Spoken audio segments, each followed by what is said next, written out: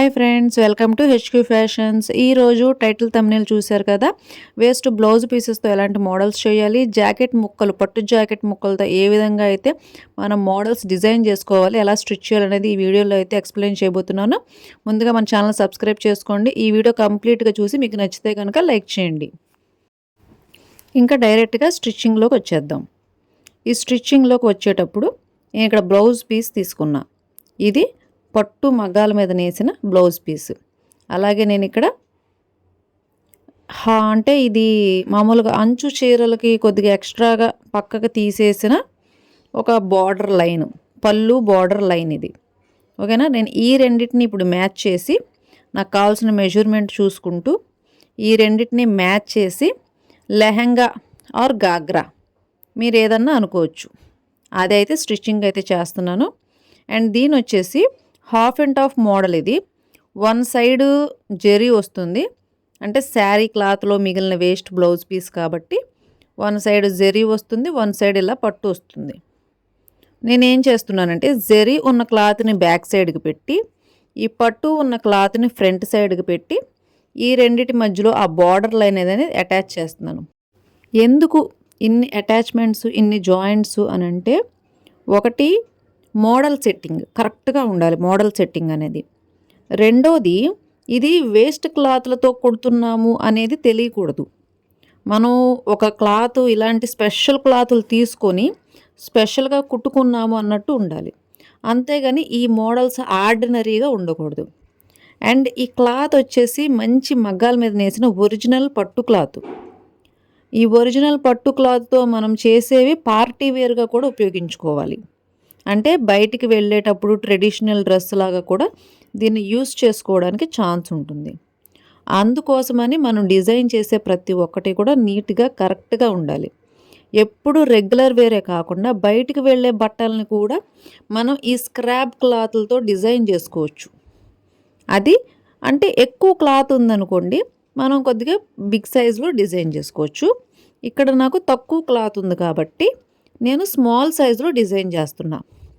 అలా కాదు, మీకు కూడా చాలామంది ఇలాంటి జాకెట్ ముక్కలు, ఏదో మిగిలిపోయిన జాకెట్ ముక్కండి, దీంతో ఇది కుట్టండి, అది కుట్టండి అని కూడా అంటారు.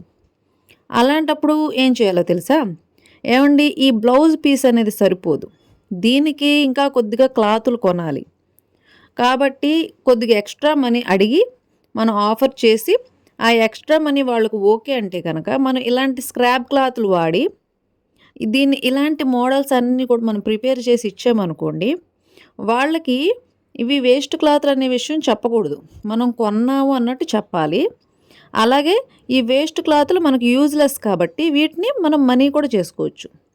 అంటే ఈ విధంగా మనం బయట ఏ విధంగా మన కస్టమర్స్తో మనం మాట్లాడుకొని మనం ఏ విధంగా అయితే వాళ్ళకి నచ్చజెప్పుకోవాలో ఆ విధంగా నచ్చజెప్పి మనం ఇచ్చే ప్రజెంటేషన్ కూడా కరెక్ట్గా ఉండాలి. ఎలా పడితే అలా ఉండకూడదు. మళ్ళీ అంటే మనం నిజంగా కొని తీసుకొచ్చినట్టే ఉండాలి. ఆ విధంగా మనం డిజైన్ చేయాలి. అలా చేస్తే కనుక ఇంకా అంతేనండి, ఇంకా మీరే చెప్పినా సరే దానికి కరెక్ట్గా విని మీరేది మోడల్ కుట్టించుకోమంటే ఆ మోడల్ కుట్టించుకుంటారు. ఇంకా అసలు రెడీమేడ్ జోలికే పోరు, అంత బాగా ఉంటాయి ఇవి. సో అందుకని ప్రతిసారి క్లాతులు కొని కొని కొని కొని మనీ అంతా దానికి పెట్టే బదులు ఉన్న వాటిని రీయూజ్ చేస్తే కనుక మీకు మనీ సేవ్ అవుతుంది. అండ్ ఈ క్లాతులకు కూడా మీకు ఎక్స్ట్రా మనీ అనేది గెయిన్ చేయొచ్చు మీరు. ఇది కూడా ఒక రీయూజ్డ్ ఐడియా. సో ఈ ఐడియా కనుక మీకు నచ్చినట్టయితే మన ఛానల్కి ఒక లైక్ చేసుకోండి. అండ్ ఇలాంటి ఎక్స్పీరియన్స్ మీకు కూడా అయినట్టయితే కనుక నాకు కామెంట్ పెట్టండి. అంటే మీకు ఇలాంటి ఎక్స్పీరియన్స్ ఎప్పుడన్నా అయిందా?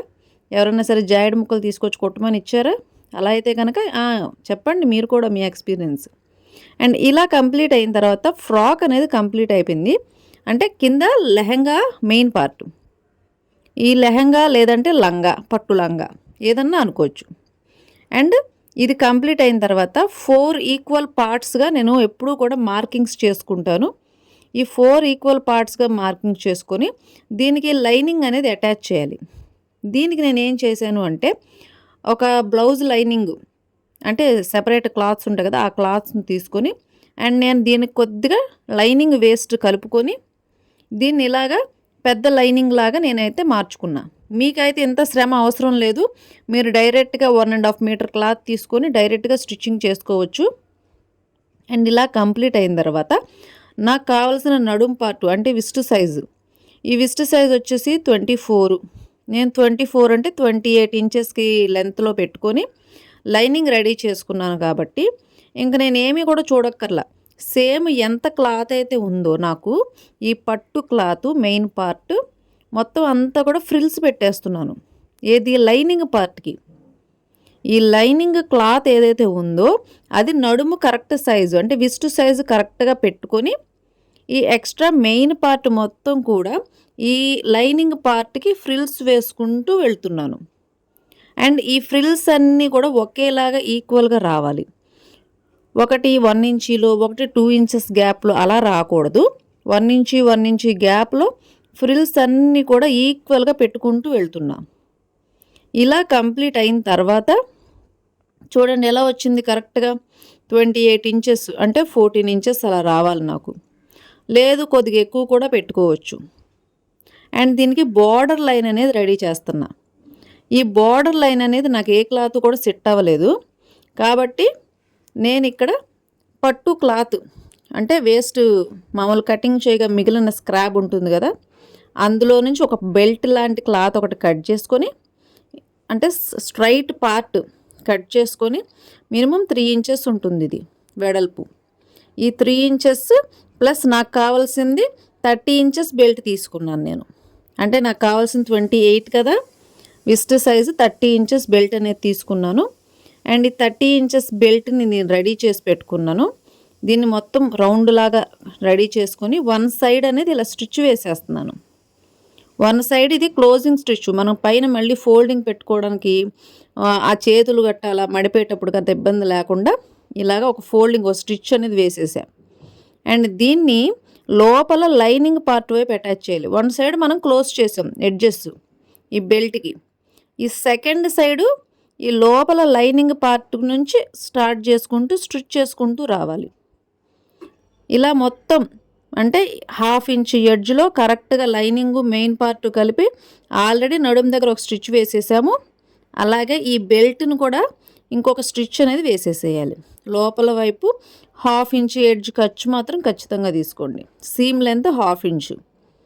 ఇలా కంప్లీట్ అయిన తర్వాత అసలు దీనికి ఎలాస్టిక్ అవసరం లేదు. ఇలా బెల్ట్ని ఒక థ్రెడ్ వేసుకొని ఈ బెల్ట్ లాగా ఇలా రెడీ చేసుకొని నాడా అంటారు, నడుము కుట్టు అంటారు, ఎలాగన్నా సరే చేసుకోవచ్చు. కానీ నేను ఇక్కడ ఎలాస్టిక్ తీసుకున్నాను. ఎందుకు అంటే నాకు కావాల్సింది చిన్నపిల్లలకి కదా. చిన్నపిల్లలకి ఏంటంటే నాడా కట్టుకోవడం, థ్రెడ్ అది ముడి వేసుకోవడం, బొందు ముడేసుకోవడం అనేది రాదు. సో అందుకోసమని నేను ఇక్కడ ఎలాస్టిక్ వాడాను. లెక్కగా అయితే ఈ పట్టు లంగాకి ఎలాస్టిక్ వాడకూడదు. మీరు పెద్దవాళ్ళకి కానీ మీరు డిజైన్ చేసుకునేటప్పుడైతే ఎలాస్టిక్ వాడకండి. మామూలు థ్రెడ్ పెట్టేస్తే సరిపోతుంది. థ్రెడ్ హ్యాంగింగ్స్ పెట్టుకుంటే బాగుంటుంది.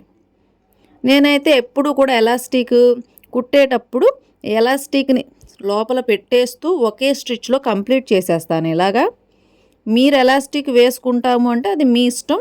మీరు ఏ విధంగా మీకు కంఫర్టబుల్గా అవైలబుల్గా మీకు ఏ విధంగా అయితే వస్తుందో ఆ విధంగా అయితే మీరు స్టిచ్చింగ్ వేసుకోవచ్చు.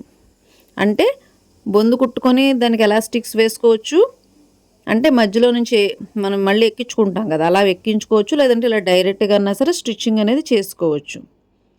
ఇలా కంప్లీట్ అయిన తర్వాత చూసారు కదా ఎలా వచ్చింది.